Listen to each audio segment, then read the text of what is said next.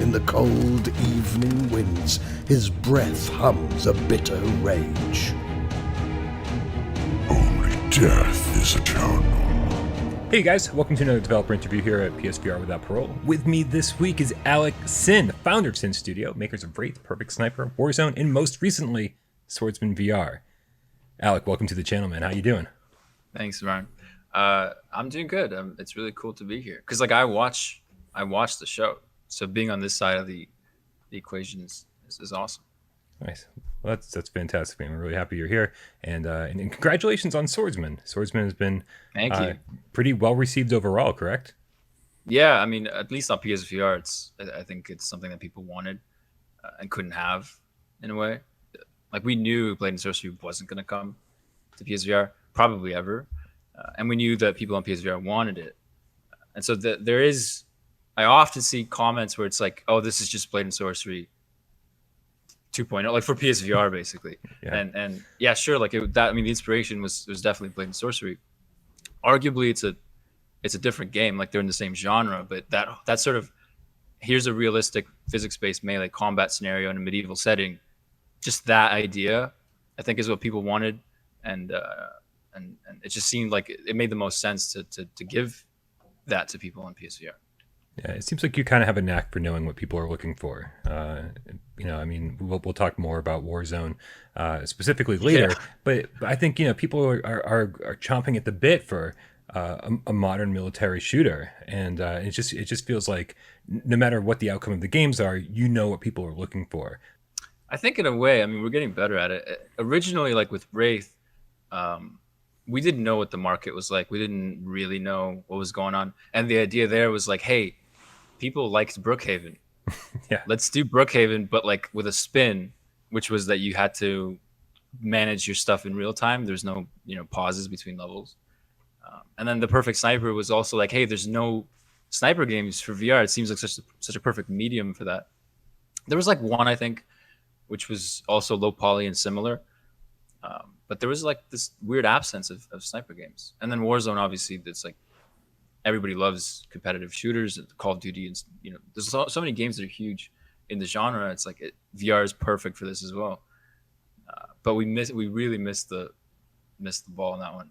Let's start with Warzone, because I feel like out of all the games that you've released up to this point, Warzone is the one where everybody goes, it's tough to even say, that anybody should buy it, because Yeah. I didn't expect that response. Because I totally see it. Yeah, well, because it's the single player is a little bit broken, because I shouldn't say a little bit, because the AI the AI can take you down from so far away. Yeah, and spawn points they get you the second you spawn. So it's almost broken in that regard. Then you stripped out the multiplayer mode from the PC version, which is where I think there could have been some fun to be had. What happened there? Was it just you couldn't get it working and you said, screw it, let's just release it? Well, I mean, I think if it had multiplayer on PSVR, it would have been a wildly different story. At the very least, the multiplayer aspect would have been fun because you're playing with your friends or whatever. Yeah, aim controller, big and the maps. fact that there was vehicles. Yeah, big maps, vehicles. Like Firewall is like your AAA shooter, but like to have fun in this sort of more janky indie scenario with vehicles, especially, it was definitely more fun. Like when we were doing beta testing on PC, we just had a bunch of dudes from Discord, jump into a game with us, and it was always hilarious. And it was really fun. But for the PSVR port, by the time we were getting ready to do the port, it had been like a year and like 2-3 months into the game, and it had been on Steam.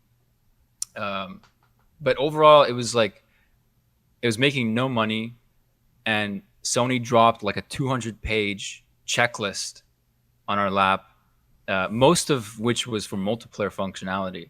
And it's like, okay, so this is probably going to take another like 6 to 8 months of just development time to overhaul a lot of the systems to make it work for the console.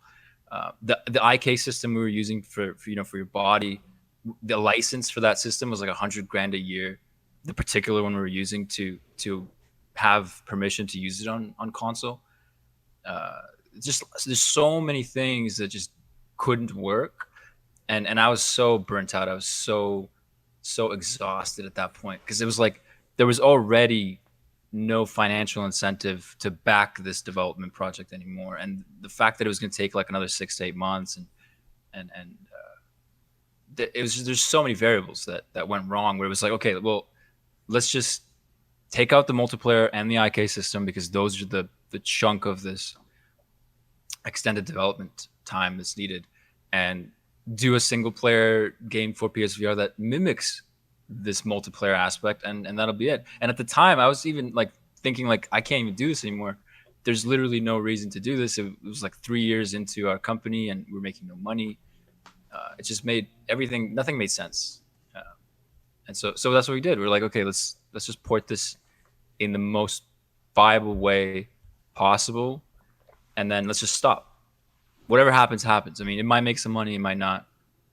But there's no point. I mean, we might as well do it because it's there. You know, the game's pretty much there, than to just trash it. And so that's what we did. We scrapped a lot of the systems out, like the IK system, the multiplayer network functionality. That it turned into this hollow, empty single player thing. The only thing that was holding it on PC was the fact that you could interact with people. Even though you could have bots and stuff, that was whatever, it's fine. But that multiplayer interactivity was the only thing holding the game up. And we just sucked the soul out of it. The only thing it had, we took out, and we gave it to PSVR players as this like pointless thing, because there's no point anymore. Why are you killing the bots? What are you getting out of this? You know, if at least the combat was like some crazy AAA thing, it's like, okay, fine, I'm enjoying this repetitive thing. But even that wasn't there. Like the bots, like you said, sometimes would kill you from far away. They just everything went wrong. Everything that could go wrong went wrong. And so the criticism was very well deserved. It was very justified, and we agree with it. I mean, we know the problem, but at the time it didn't matter because we were done. Like it was like, this is it. Yeah. Even if this ends up being the worst game of all time, it's like, that's fine.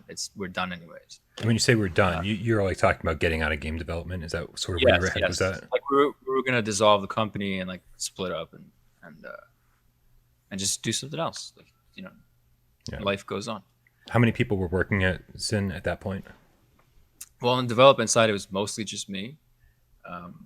And so I have two business partners, Almir Brolyak and Anas Siraj, who we can get into that later, but they're basically my childhood friends who were the ones who invested in the company initially. And that's how I was able to, you know, get the equipment and the art assets, and we hire contractors on an as needed basis. But on the development side, it was just me. And so that was for Warzone, at least. That was pretty much it. Well, I feel like we're already getting some hairy territory, and I'm gonna make it even hairier. Okay. How I have a feeling Warzone actually sold pretty well on PSVR. It did. I mean, at the time we thought it did. When the first reports started coming in from Sony on Steam, it's like whatever. Like on Steam, games usually will sell maybe okay-ish. Even then, it's like horrible, and then they'll just die unless it's a hit. But when the first Sony reports started coming in, that's when we were in a real weird dilemma, because now it's like, okay, wait, this is profitable. We can sustain some kind of development cycle, except now we just released this like really horrible thing that we have to carry now. We can't, like, if we were going to continue with the plan to just, you know, screw it, let's just separate, split up, then it would have been whatever. But the fact that now we're going to be like, okay, well, let's just do something else. Let's do something again. And now we had to own that and kind of take it with us. But yeah, it did well. It didn't do enough to like depends what you're using as a benchmark, but like for any decent indie studio, even, it didn't do well. But it did well enough for us to be able to hire contractors, voice actors, buy lots of art for Swordsman. Just to sustain that development cycle, it was pretty good. It was just enough to kind of get us through that year and some that it took to get us to this point. Right. So not enough to try to go back and right the wrongs of Warzone, but enough to maybe move forward and try to release something with a little bit a little bit more polish. Yeah. I don't even think Warzone could have been saved on PSVR. I mean, we would have had to redo most of the things, and I don't think at that point it would have even mattered, because I feel like we would have added, let's say, multiplayer functionality, and kind of came back with this whole overhaul.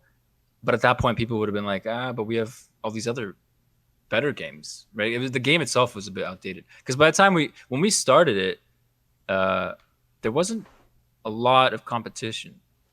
And then as we were getting close to finishing it on PC, we saw Contractors show up, Zero Caliber, War Dust, like all these like games that were basically what we were trying to be, but they were better, and they started showing up, and PSVR started getting better games. And it's like, at that point, if we're gonna do Warzone, we'd have to do a remaster and just scrap everything, and it didn't make sense. Yeah, it made more sense, like with the amount of money we were making from Warzone, to just use that money to make something better than to hopefully, fix that. Let's move backwards Yeah. through Sinn Studio history. What are your thoughts on Wraith? What are your thoughts on Perfect Sniper? Were those games that, at least when they launched, you were proud of? They were. I mean, so when we started Wraith, it was right when the company, right when when Almer and Nas invested, and I got the equipment, and I installed Unreal Engine. I didn't know anything about game development. I didn't know how to code. I didn't know like any of the things that were going to go into this. With something like video game development, it's like, where do you even start? What does that look like? It's such a weird thing. It's like there's no step-by-step process to become a video game developer. It's way too abstract. When we started with Wraith, like, I didn't know anything. And when we started with the Perfect Sniper, I only knew a little bit. And when we started Warzone, I only knew a little bit more than that. Like, it's never good enough to reuse. I know it can be better. By the time I finish a game, I'm like, oh God, I would do all this differently now. Why would I do that? It's like, if I go back to Wraith right now and look at the code, it's just like, oh, it like hurts me physically that I would ever think that was a good idea. Like, if you knew the shit that went into that to make it kind of work, like, the game almost like is hanging by these like threads, and it's just waiting to break, but yeah, so because we get better, and I get better, and we learn, it makes more sense to start over.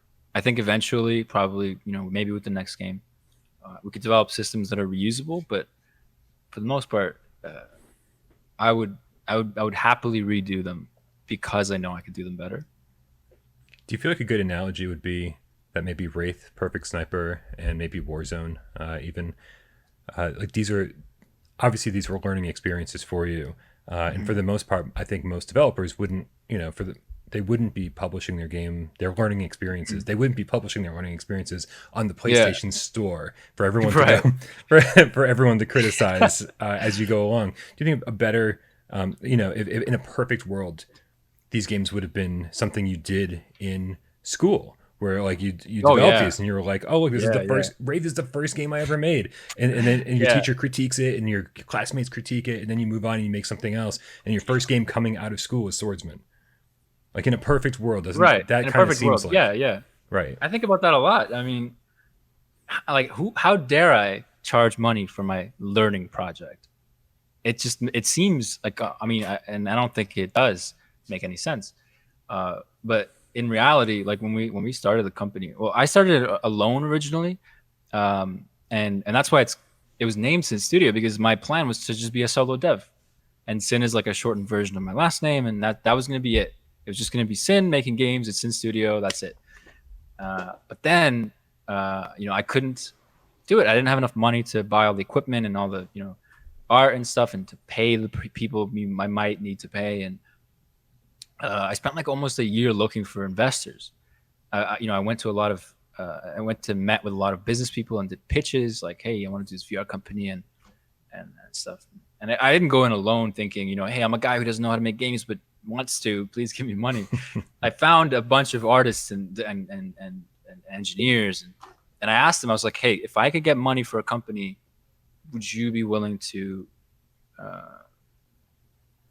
work with me and make the game? And they said yeah. And so when I went to these pitches, I would say, hey, me and this team wants to make games, and here's the VR market and all this stuff. And it was brutal, man. There was like times where like people would laugh. Like I would go to do this pitch and people would laugh. But so eventually when Anas and Almir invested, there was suddenly this fire under my ass where it was like, I owe people money. Like this is not just me in my bedroom making games because I like making games. People have given me money to do this thing, and I have to get them the money back. Like they are investors.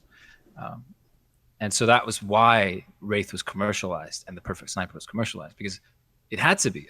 This was now a business thing. It wasn't just a guy who likes making games. It was like, there's investors, and I have to get them the money back, and we have to make money somehow. We can't spend 3 years practicing and then make money. It's like a business now. Right. And I'm not working anymore. So for the foreseeable future, and it ended up being a few years, I'm not going to make any money at all. I'm going to work 7 days a week from when I wake up to when I go to sleep. I'm going to make no money. And so Wraith was charged for out of necessity in that sense. Too much. Now like $5 price tag is probably more reasonable, but too much. Well, here we are, man, 2020, and it seems like you've got a hit on your hands with Swordsman. So this is where the interview kind of like spins around, man. We start talking about all the good things that are happening. Yeah. How early? I remember you sent me a message, I think on Discord or maybe through email, a while ago when you first were coming up with Swordsman and you had the physics down. You sent me a little video being like, "Hey, yeah, I think this is going to be good." It must have been pretty early in the process where you thought, "Hey, man, I think I got something here." It was, yeah. I actually found that video after I heard you mention it. I try not to. This is actually a problem. Generally speaking, I try to assume nothing. Like I know I've seen a lot of game developers, indie game developers, people starting out in game development. They get so crazily optimistic about their project because it's their project, not because it's good. There's no objective reason to be excited. They're just excited because it's their own thing, and they think it's great because it's their own thing. And I think in that case, a little bit of that played a part. But at the same time, there was a lot of substance in the sense that the physics is working, and that's the only real roadblock here. That's what's going to kill the game if it's going to kill the game.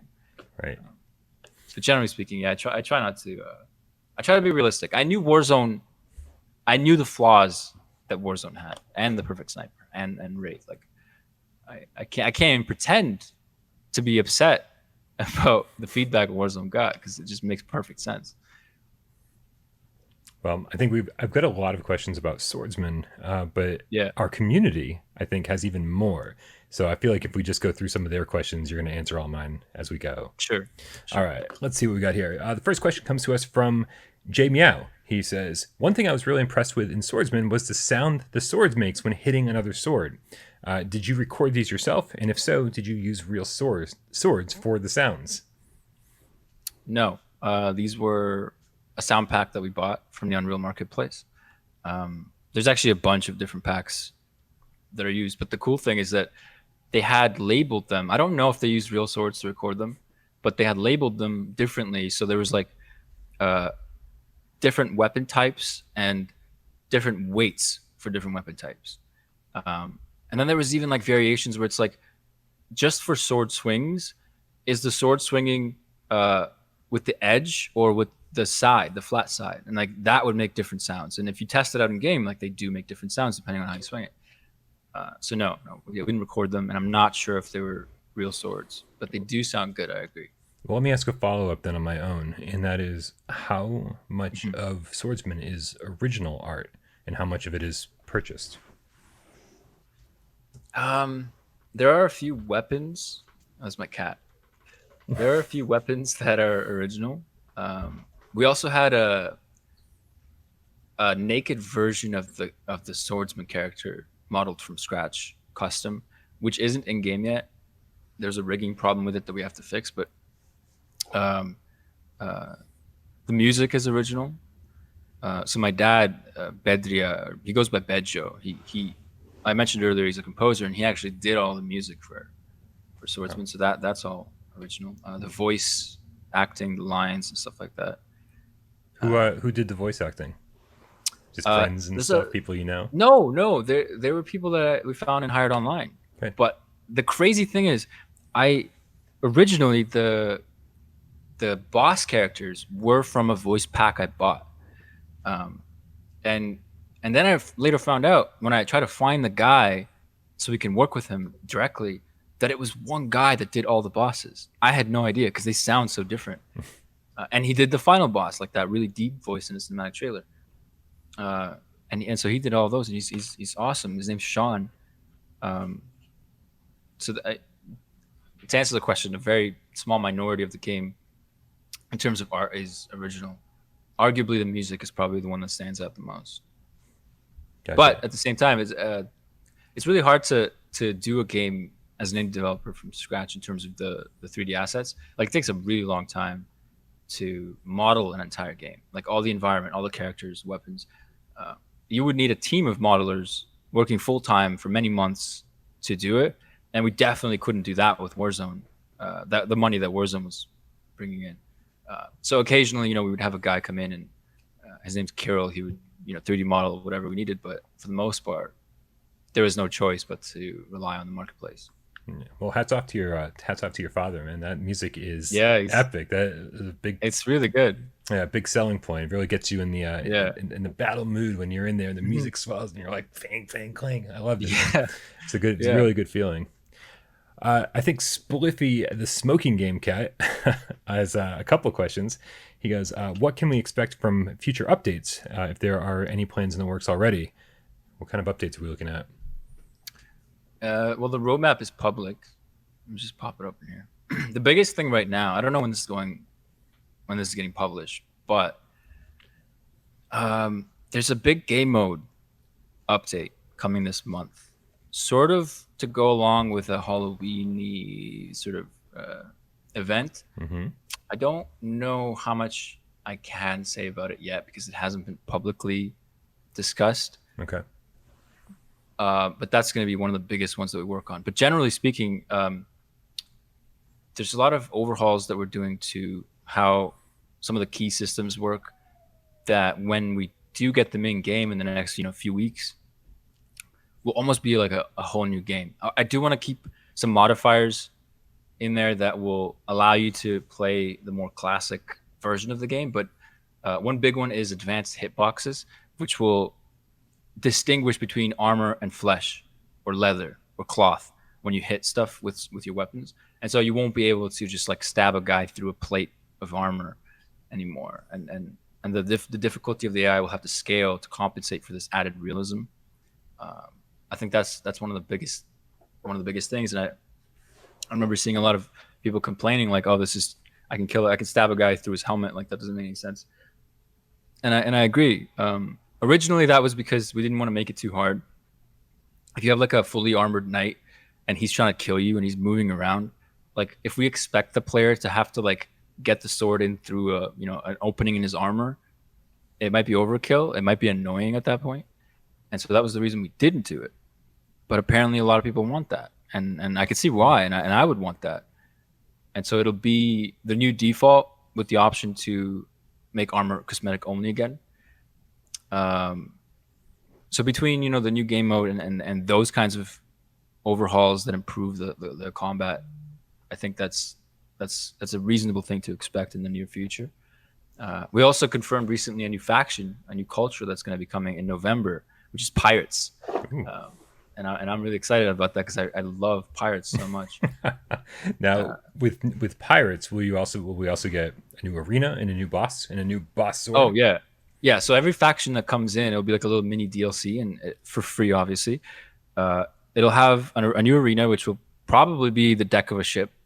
It'll have the 9 normal levels, like all the other factions, plus a 10th level, which is a boss fight, with a boss sword that you can unlock by beating him. And then it'll also come with a bunch of new pirate swords and weapons in the shop that are not related to the boss, and pirate armor set, and basically everything that's in the game now multiplied with this new faction content. Nice. Any chance that there's new trophies coming with the new arenas? I actually hadn't considered that. How many people actually do that? How many people? It depends. It's like a little bit here and there. We could do that. I'm literally a half an hour from platinuming Swordsman, and and so to have some more trophies to attain afterwards would be great. Yeah, it would be cool. Nobody had even mentioned that, but it's definitely something we could do. Nice. Now, I don't know. I feel like you might have said something about a Roman faction. I don't know if that's public or not. It is. I mean, so these are under the considerations bit, mainly because we don't know which will end up happening. There's the Romans, Egyptians, and a tribal faction. Those are the ones that we have on there now, but there's going to be a bunch more depending on what people suggest or what we come up with.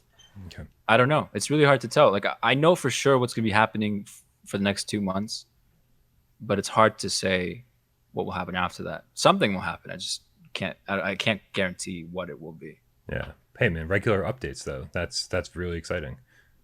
Yeah, I mean we're aiming for like one at least a week, with like just all kinds of improvements, new features, weapons, and stuff like that. The big ones are more spread out for good reason. Well, Spliffy's second part, the second part of Spliffy's question is, could co-op be a possibility in the future? Yeah, this is one that I've seen a lot, and I mean I would ask the same thing for multiplayer functionality in general because I love multiplayer games. And, yeah, so the one thing I can't guarantee is PvP in the sense that you have a player with a physics-based sword fighting another player with a physics-based sword. Because if the ping isn't good enough, the physics calculations won't be accurate and in sync, and somebody's going to be at a disadvantage. And they'll blame the game because, and from their perspective, I blocked that. Why didn't that work? Right. So it's something we can experiment with. It wouldn't be that hard to put a prototype together just on PC, like me and one of the other guys, just to see what would happen, and even like mimic poor ping to see what would happen in those kinds of situations. So I can't guarantee direct PvP, but co-op would be a lot easier. If you and I are fighting together against AIs and our physics aren't in sync, it doesn't matter, because if you hit the guy and you hit the guy got hit. I'll see him get hit too, even if to me maybe temporarily I'll see something weird happen, like maybe the sword didn't fully touch him or something. But that's a lot more possible, and even more possible would be something like a social hub to start with. Is something we were considering, where it's like all the armor and weapons that you have equipped, you could go into this lobby that's basically Swordsman VR chat, and you just see other swordsmen, and you can interact with them, maybe play mini games. That is even more likely because it's just the requirements for that on a technical level and the networking capabilities aren't as intense. But yeah, it's very possible. We can experiment with that after this big October update, because up until that point, it's gonna be a big crunch. So there's not gonna be a lot of space for this kind of experimentation. MRI Gamer asks if you have early sales numbers to take into account, and I don't know if you're able to reveal those or not. He said, "Do you still feel like this was the right time to release Swordsman amongst a deluge of new releases?" I mean, you're going into a pretty big, pretty loaded minefield here with Until You Fall, which is another sword fighting game. Onslaught, Squadrons, just like a week later. I mean, it's pretty crazy. We couldn't predict accurately when these games would come out.